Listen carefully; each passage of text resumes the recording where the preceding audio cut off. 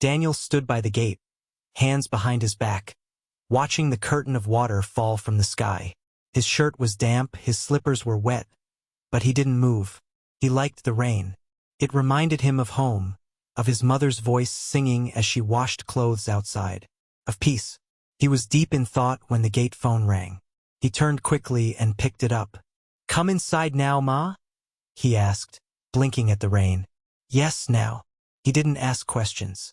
He wiped his face, grabbed a dry towel from his room, and walked toward the mansion, letting the rain beat softly on his head. By the time he reached the door, his shoulders were soaked. The maid opened it without a word. "She's in the East Wing," she said quietly. Daniel frowned. He had never been to the East Wing. It was a part of the house they all avoided. They said it was quiet, too quiet, like something sacred lived there. He walked down the long hallway. The lights were dim. The floor was cold. Every step echoed. When he reached the East Wing, he stopped. Lady Beatrice was standing at the window facing the rain, holding a long black robe over her cream nightdress. She didn't turn. "Come closer," she said. He stepped inside, closed the door, and waited. She turned slowly. Her hair was loose. Her face was bare. No earrings, no makeup, just her. "I couldn't sleep," she said. Daniel nodded. "I couldn't either." "The rain brings voices," she whispered. "Memories." She looked at him. "Do you know why I called you?" Daniel shook his head. "I want you to move inside." His breath caught. "Inside, Ma?" "Yes, into this wing." He blinked. "But why?" "I don't want to watch you walk away after every conversation," she said softly. "I don't want to wait for the sound of your steps at the gate before I know you're still here." Daniel didn't speak. He couldn't. "I want to wake up and know that someone real is nearby. Someone who doesn't lie. Someone who doesn't want anything." He swallowed. "Ma, I'm just a gateman." "No," she said, stepping closer. "You were a gateman. Not anymore." He looked into her eyes. "What am I now?" She didn't answer with words. She walked to the side table, picked up a key, and placed it in his hand. "Room 3B, right across from mine." Daniel stared at the key. "Evie, Ma, people will talk. They already do. They'll say things. They already are." "I don't want to shame you," he whispered. "You can't shame someone who has nothing to hide," she said. "And I'm not hiding anymore." The thunder rumbled. Rain fell harder. "I'm tired," she whispered, "of walking through this mansion like a ghost. I'm tired of eating alone. I'm tired of pretending I'm made of stone." Daniel stepped forward. "You're not." She turned back, eyes glassy. "Then stay." He nodded. "I'll stay. Go to your room. Change. Come back. Sit with me. In silence." Daniel did. Room 3B was simple: cream bed, brown chair, small table, lamp, a window facing the garden. He changed and returned. Lady Beatrice sat by the fireplace with a cup of tea. He took the seat opposite her. No words, just silence. The fire cracked softly. The rain hummed outside. After a long time, she said, "Do you believe in fate?" "I think so. I used to believe it was cruel," she whispered, "that it only gives to some and takes from others. And now I think it waits. It watches. And when it finds two people who need each other, it moves." Daniel looked at the fire. "I don't know what you need from me, but I know I want to give it, whatever it is." She smiled gently. "Just stay." Later that night, she stood. "I'll see you in the morning." He stood too. As she passed, her fingers brushed his hand.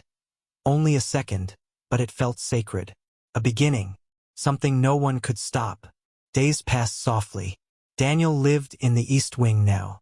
He still wore his uniform, still cleaned the front gate. But everything else had changed. The staff noticed.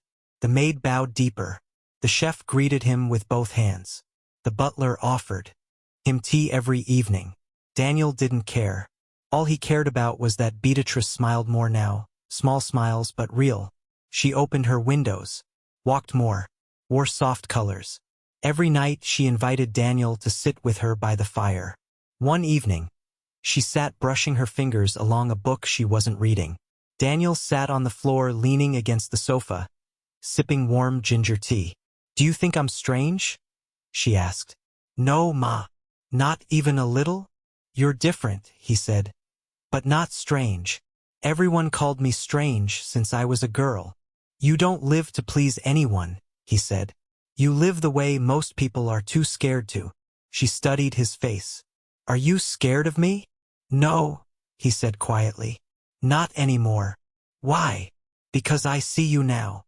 She placed the book aside. "Tell me the truth. Do you ever feel lonely?" "Yes." "When?" "When I remember my mother. When I hear people laughing in rooms I can't enter. When I lie in bed and no one says good night." She nodded slowly. "Me too." She stood. "Stay." "I'm not going anywhere," he said. She opened the window. Rain-scented wind drifted in. "My husband stood with me like this." Daniel didn't speak. "But he never saw me," she whispered. "He loved my name, my power, my body, but not my soul." "I'm sorry, Ma." She looked at him. "Do you ever think of touching someone?" "Yes." "Even if you've never done it?" "Yes." "What would make you touch someone?" "If they needed it," he said. "If it healed them." She walked back to the fireplace, sat on the rug, patted the space beside her. He sat. "I haven't been touched in 30 years, she whispered. Daniel looked at her thin hands. "Do you want to be touched?" he asked softly.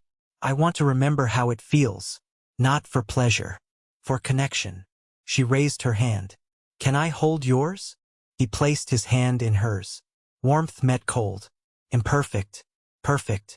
"Is age a curse?" she asked. "No," he said. "It's a mirror." Her lip trembled. "You're too wise for someone so young." "Maybe I just listen." She laughed. A real laugh. Rain returned. Soft. Quiet. "I don't want to break anything in you," he said. "You won't.